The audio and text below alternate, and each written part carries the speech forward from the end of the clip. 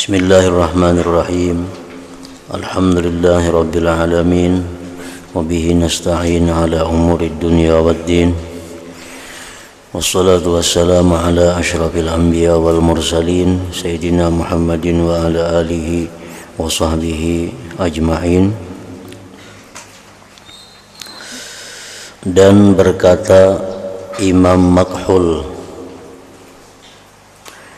seorang tabi'in yang masyhur rahimahullah,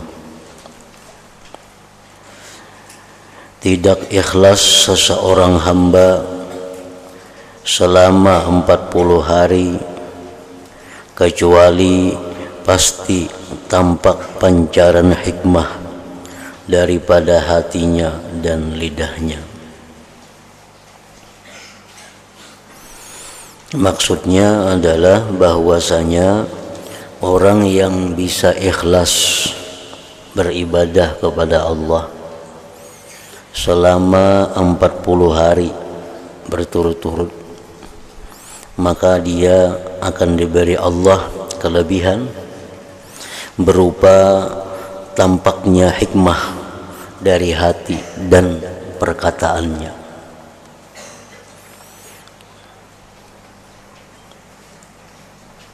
Orang yang mampu ikhlas beribadah kepada Allah selama 40 hari, maka dia akan diberi Allah kelebihan, diberi Allah keutamaan berupa dipenuhi hatinya dengan hikmah, dan lidahnya pun akan mengeluarkan kata-kata hikmah. Nah, hikmah itu macam-macam pengertiannya. Yang paling inting, yang paling mudah adalah hikmah itu bisa diartikan dengan ala ilmu nafi', ilmu yang bermanfaat. Jadi orang yang mampu ikhlas selama 40 hari, maka hatinya dipenuhi oleh Allah dengan ilmu yang bermanfaat, dan keluar dari lisannya ilmu-ilmu yang bermanfaat.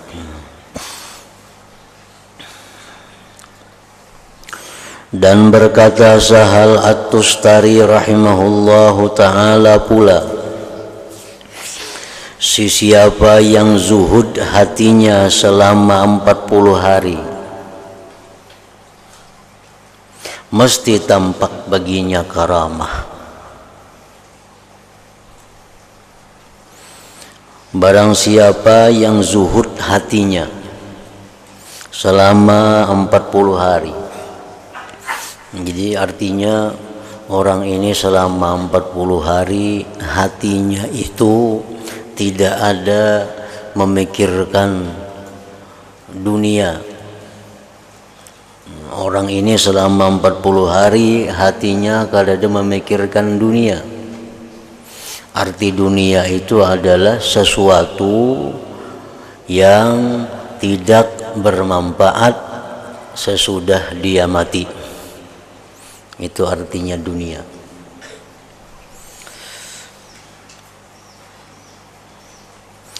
Siapa yang zuhud, siapa yang mencegah hatinya daripada memikirkan sesuatu yang tidak bermanfaat sesudah dia mati selama 40 hari.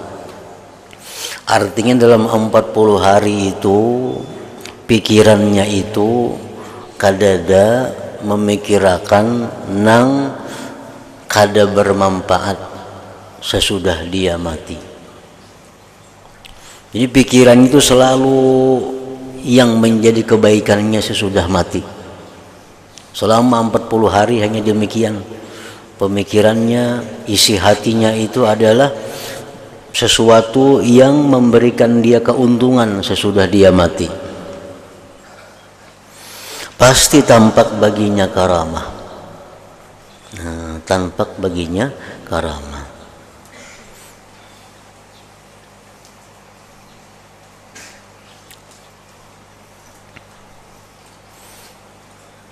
Dan siapa yang tidak tampak baginya karamah, maka sesungguhnya itu berpuncak dari pada ketiadaan benar zuhudnya.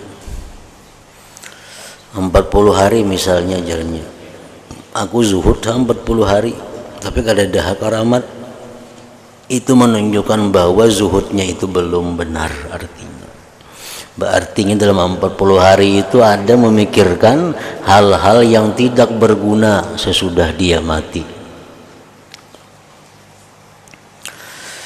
Lalu ada orang yang bertanya kepadanya, Sahal Tustari tadi, bagaimana maksud tampak karamat itu? Orang tuh hatinya zuhud daripada dunia, zuhud daripada memikirkan sesuatu yang tidak bermanfaat sesudah mati. Maka dia diberi Allah karamat. Apa garang karamatnya itu? Maka beliau menjawab, ia mengambil sesuatu yang dikehendakinya, seperti apa yang dikehendakinya dan sekira-kira dikehendakinya. Artinya apa yang dia kehendaki, apa yang dia maksud, maka ia akan dapatkan sesuatu yang dikehendakinya itu.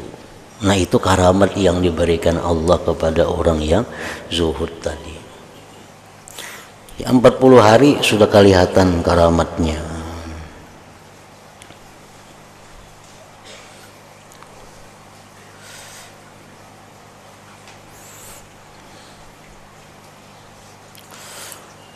Apa yang dikatakan oleh para ulama, innallaha yu'tir ragiba duna ma yurid wa yu'tiz zahida fawqa ma yurid wa yu'til 'arifa muwafaqata ma yurid.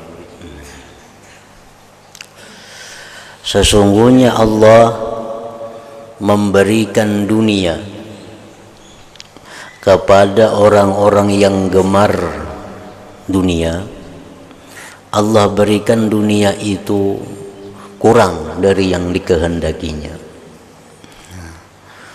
Orang itu cinta kepada dunia, maka Allah memberikan dunia kepadanya itu kurang dari apa yang dia kehendaki.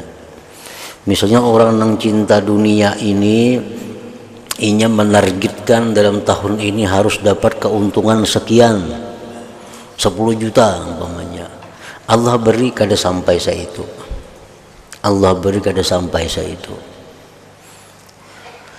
Nah, kemudian lagi Allah memberikan dunia itu kepada orang yang zuhud melebihi dari apa yang dikehendakinya. Nah, kalau orang zuhud yang berkehendak, aku dalam tahun ini dapat keuntungan 10 juta. Allah beri lebih daripada 10 juta itu. Nah, jadi itu ngarannya karamat. Itu ngarannya kelebihan yang diberikan Allah kepada orang-orang yang zuhud terhadap dunia. Orang-orang yang hatinya hanya memikirkan keuntungan-keuntungan sesudah dia mati. Nah, jadi zuhud itu artinya bukan orang itu miskin, bukan orang itu kaya, bukan orang itu fakir, bukan orang itu mampu. Itu bukan masalah zuhud. Zuhud itu adalah orang yang di hatinya, yang dipikirkannya, yang dipentingkannya sesuatu yang bermanfaat sesudah mati. Nah, itu orang yang zuhud ngarannya. Orang kaya banyak yang zuhud, orang fakir banyak nang kada zuhud. Jadi kaya fakir itu kada berlaziman berkaitan dengan zuhud kada zuhud, sebab zuhud itu letaknya di dalam hati. Bila orang tu pikirannya nang dipentingkannya hal-hal nang berguna sesudah mati, itu dia orang zuhud. Tapi bila dipikirkannya hal-hal nang kada bermanfaat sesudah mati, bila dipikirkannya hal-hal yang justru menyusahkan dia sesudah mati, nah ini kada zuhud ngarannya.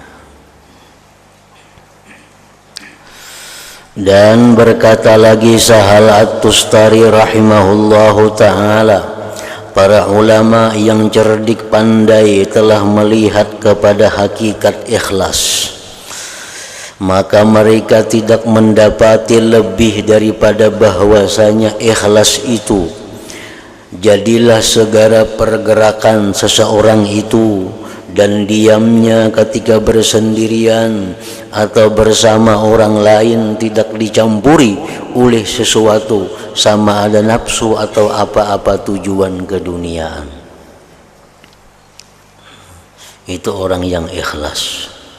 Jadi ikhlas itu, ujar Sahal Tustari tadi mengatakan lagi bahwa ikhlas itu artinya orang yang bergeraknya, orang itu berdiamnya tidak ada di dalam hatinya untuk tujuan-tujuan keduniaan. Nah, itu ikhlas artinya. Baik inya beribadah, baik inya kada beribadah, tujuannya kada ada keduniaan.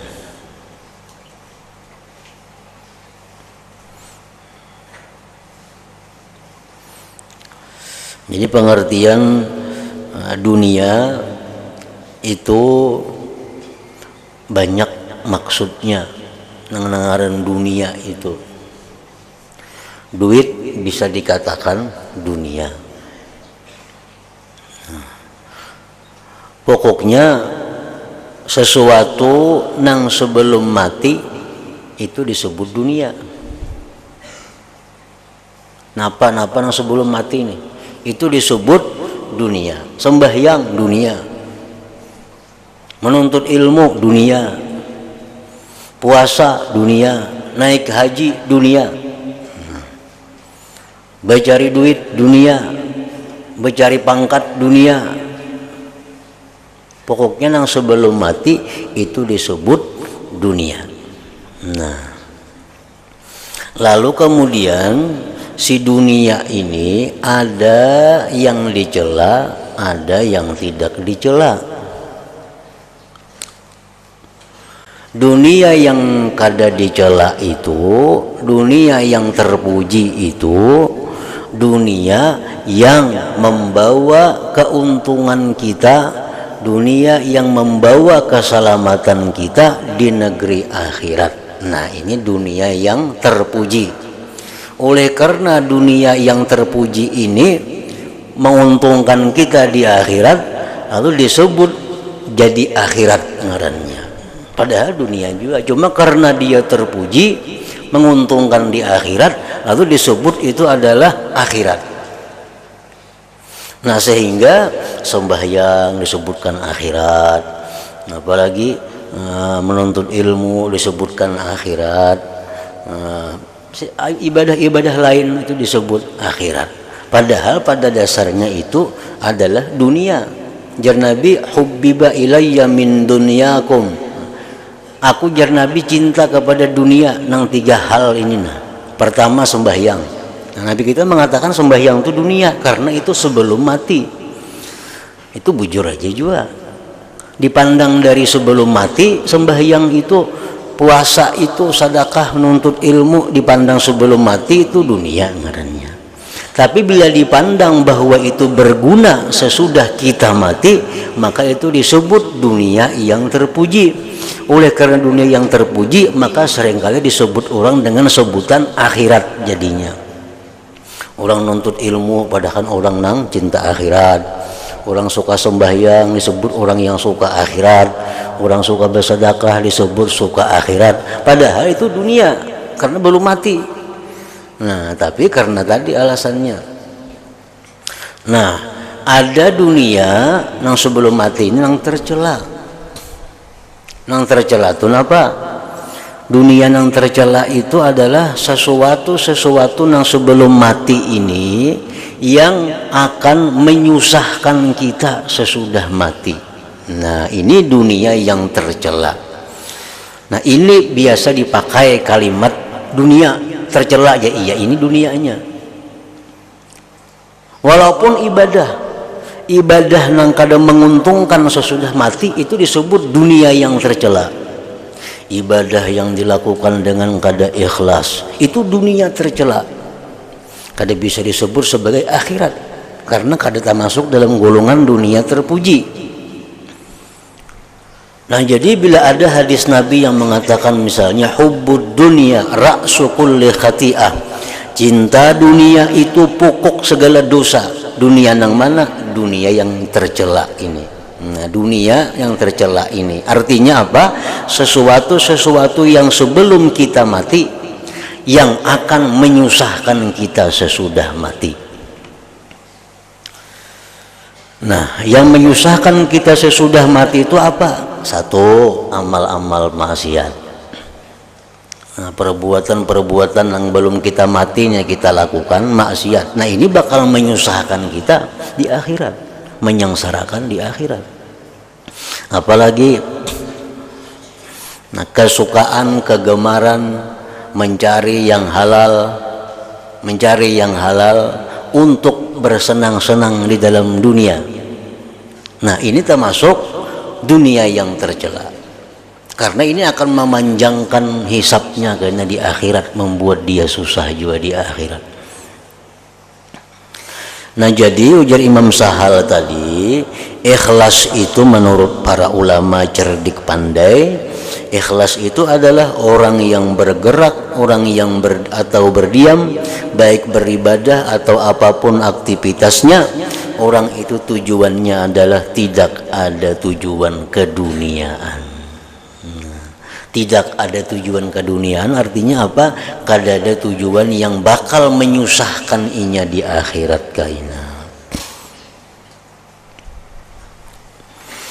Dan berkata As-Sari As-Sakati rahimahullahu ta'ala, jangan engkau beramal karena manusia. Jangan engkau beramal karena manusia. Artinya, maksudnya jangan engkau beramal karena manusia, jangan engkau beramal hendak mencari pujian manusia. Jangan hendak beramal karena menghindari cacian manusia. Jangan hendak beramal mencari pujian manusia. Jangan hendak beramal mencari kehormatan yang diberikan manusia. Jangan hendak beramal mencari upah yang diberikan manusia. Nah, itu artinya jangan engkau beramal karena manusia. Dan jangan engkau meninggalkan sesuatu karena manusia. Jangan meninggalkan sesuatu perbuatan karena mengharapkan pujian manusia, karena mengharapkan upah dari manusia. Nah, jangan. Dan jangan engkau memberi sesuatu karena manusia. Dan jangan engkau membuka sesuatu amalan karena manusia.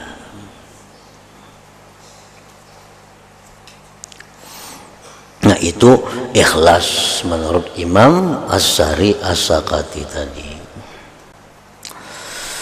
Kemudian as-sidqu, adapun as-sidqu atau benar itu maka firman Allah Ta'ala, ya ayyuhalladzina amanu taqullaha wa kunu ma'as-sadiqin.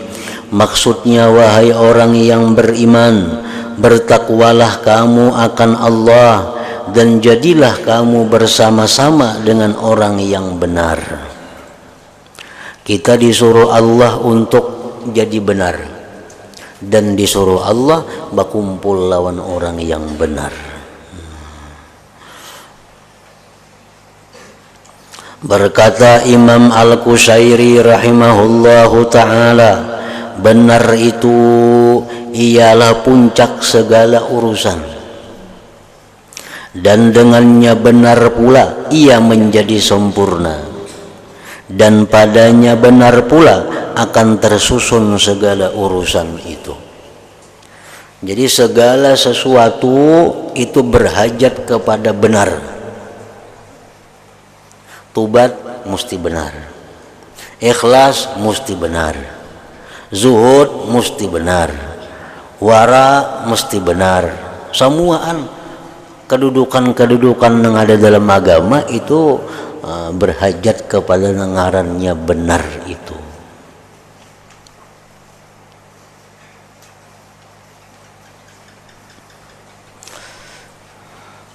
Dan beliau berkata lagi, sekurang-kurang benar itu ialah sama hal yang rahasia dan yang tampak.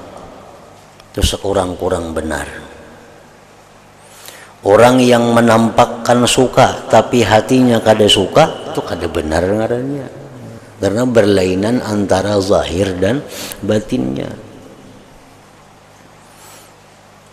Orang yang menampakkan khusyuk tapi kada khusyuk, tuh kada benar ngarannya, dusta ngarannya. Orang yang menampakkan, jadi benar itu baik perkataan, perbuatan, niat, keadaan, dan lain-lainnya. Namun pada pokoknya semula benar itu berada pada perkataan. Perkataan itu ada benar, ada dusta, itu berlawanan. Dusta lawan benar kada mau berhimpun. Benar itu apa? Benar itu sidik itu artinya, arti harfiahnya, arti kalimatnya, benar itu menyampaikan sesuatu yang terjadi. Menyampaikan sesuatu yang terjadi. Nah, sedangkan dusta menyampaikan sesuatu yang tidak terjadi. Itu dusta. Nah, kemudian benar itu kepada Allah yang pertama kita dituntut. Jangan mendustai Allah. Itu yang pertama. Yang kedua, hanya kita benar kepada manusia. Nah, manusia itu macam-macam pulang tingkatannya. Pertama, kita mesti benar kepada Rasulullah. Yang kedua, kita mesti benar kepada guru kita. Yang ketiga, kita mesti benar kepada kedua orang tua kita. Yang keempat, kita mesti benar kepada kawan-kawan saudara-saudara kita, dan seterusnya. Nah, bila orang itu berani berdusta kepada Allah, apalagi kepada manusia. Orang tua ini mendustai Allah, apalagi manusia.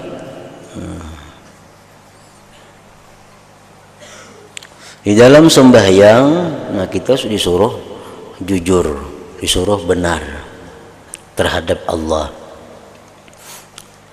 Dalam doa iftitah contohnya, kita mengatakan inna salati wa nusuki wa mahyaya wa mamati lillahi rabbil alamin. Apa artinya? Ini di hadapan Tuhan kita bersuara, inna salati, bahwa sembahyangku, wa nusuki, ibadah-ibadahku, wa mahyaya, hidupku, wa mamati, dan matiku, lillah, bagi Allah Tuhan semesta alam. Nah, itu pernyataan kita di hadapan Allah. Amun ternyata kita sembahyang kita kada karena Allah, ibadah kita kada karena Allah, hidup kita kada di jalan Allah, mati kita dalam keadaan yang tidak diridai Allah, berarti kita mendustai Allah ngarannya.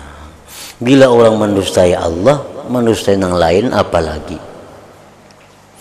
Apalagi nyembani Allahnya didustainya. Allahnya didustainya.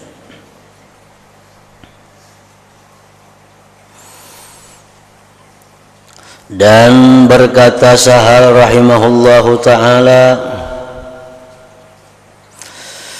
tidak akan mencium bau kebenaran seseorang yang menipu diri sendiri atau menipu orang lain. Menipu diri sendiri, menipu orang lain.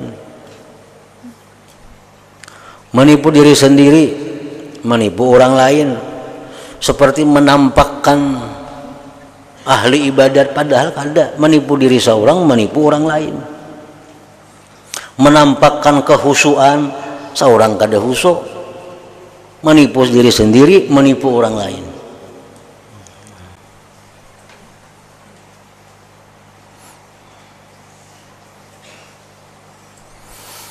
Dan berkata Zunnun rahimahullahu ta'ala, kebenaran itu pedang Allah, ia tidak diletakkan ke atas suatu kecuali dapat dipotongnya.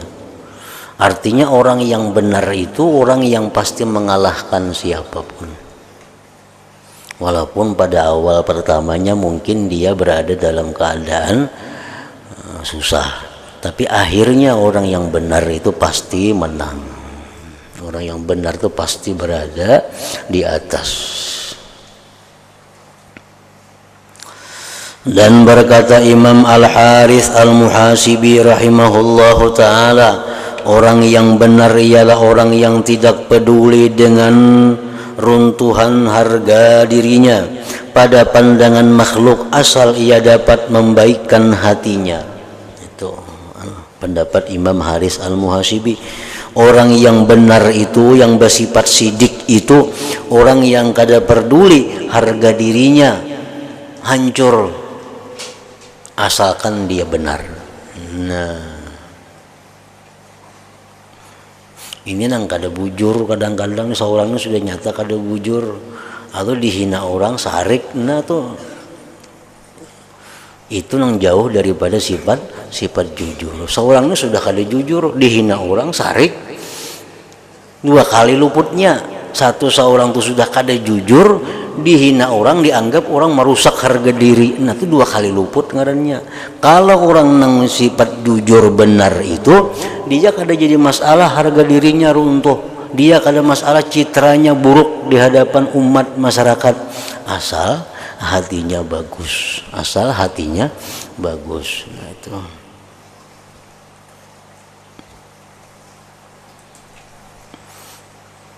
harga diri, citra, nama baik itu kita jaga di hadapan Allah.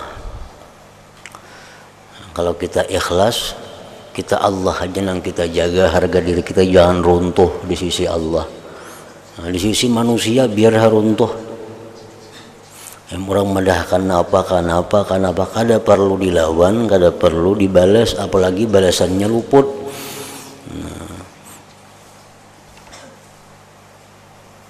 Orang yang perlu kepada Allah, ini kada peduli harga dirinya di sisi manusia. Tapi kalau orang perlu manusia, nah ini menjaga diri di hadapan manusia, jangan sampai rusak namanya. Karena ini bertuhan kepada manusia. Ini paling takutan harga dirinya hancur di hadapan manusia. Paling takutan. Kenapa? Karena usahanya di manusia. Orang lagi kita nukar lawan aku, karena aku ini dianggap orang kada bujur jualanku nih. Nah, takutan benarnya itu. Karena bergantung kepada manusia. Itu orang kada jujur sudah kada benar. Orang yang benar ialah orang yang tidak peduli dengan runtuhnya harga dirinya pada pandangan makhluk, asal ia dapat membaikkan hatinya. Dan ia tidak suka terhadap penglihatan manusia kepada amalan-amalannya yang baik. Nah, ini kada ketujuh, artinya kada senang kalau orang-orang itu mengetahui kehebatan amalannya. Dan ia tidak benci bahwa manusia mengetahui apa jua yang jahat daripada perbuatannya. Inya kada marah lawan orang nang tahu keaiban dirinya. Karena kebencian terhadap perkara tersebut adalah sebagai bukti bahwa ia menghendaki sesuatu yang lebih daripada harga dirinya yang sebenarnya. Maka hal yang seperti ini bukan termasuk di dalam akhlaknya para siddiqin. Jadi ikhlas itu berkaitan sekali dengan sidik ini. Ikhlas berkaitan dengan sidik, bahkan ada yang mengatakan bahwa sidik itu lebih daripada ikhlas. Setiap ikhlas itu belum tentu sidik, setiap sidik itu pasti ikhlas. Ada yang mengatakan para ulama dengan demikian.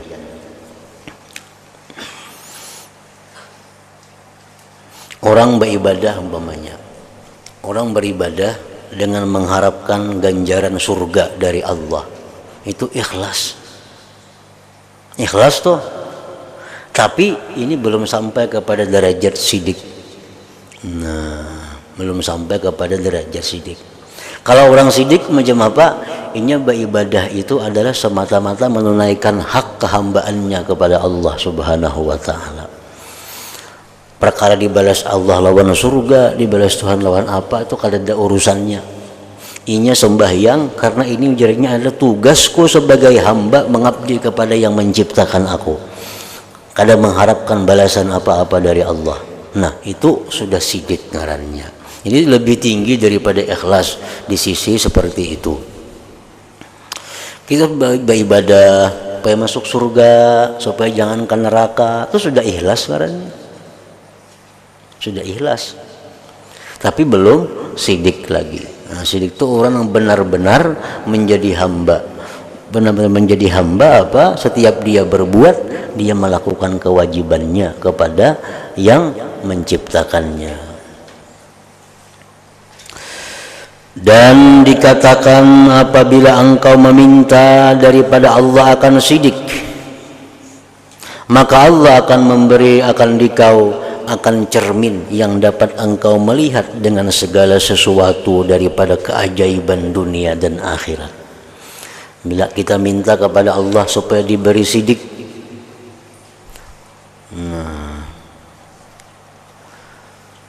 maka Allah akan memberikan kepada kita cermin yang dapat kita melihat dengan cermin itu sesuatu daripada keajaiban-keajaiban dunia dan keajaiban-keajaiban akhirat. Contohnya Imam Ghazali rahimahullah, beliau itu dikenal sebagai orang yang siddiqin. Nah, sehingga diberi Allah Imam Ghazali itu ilmu-ilmu yang luar biasa yang belum ada di masa itu. Imam Ghazali itu kada sekolah umum, tapi beliau mengetahui tentang tubuh manusia. Dalam tubuh itu ada urat ini, fungsinya ini, ada urat ini, gunanya ini. Dalam kepala itu ada utak yang namanya ini, ada utak ngarannya ini. Nah, itu keajaiban-keajaiban ilmu yang diberikan Allah karena orang yang bersifat sidik itu. Belum lagi keajaiban-keajaiban akhirat. Jadi apabila engkau meminta daripada Allah akan sidik, maka Allah akan memberi akan dikau akan cermin yang dapat engkau melihat dengan segala sesuatu daripada keajaiban dunia dan akhirat. Nah, jadi ikhlas berhubungan erat dengan sidik, dengan benar ini. Kalau kita ikhlas, maka ikhlas kita ini belum tentu lagi sidik. Nah, jadi ikhlas kita tingkatkan supaya menjadi ikhlasnya siddiqin, ikhlasnya orang yang benar-benar ikhlas, yaitu orang yang mengabdi kepada Allah tanpa mengharapkan apapun dari Allah Subhanahu wa taala selain daripada keridhaan Allah Subhanahu wa taala. Nah, itu sudah ikhlas siddiqin orangnya. Nah, enggak situ. Dan berkata Junaid al-Baghdadi rahimahullahu taala,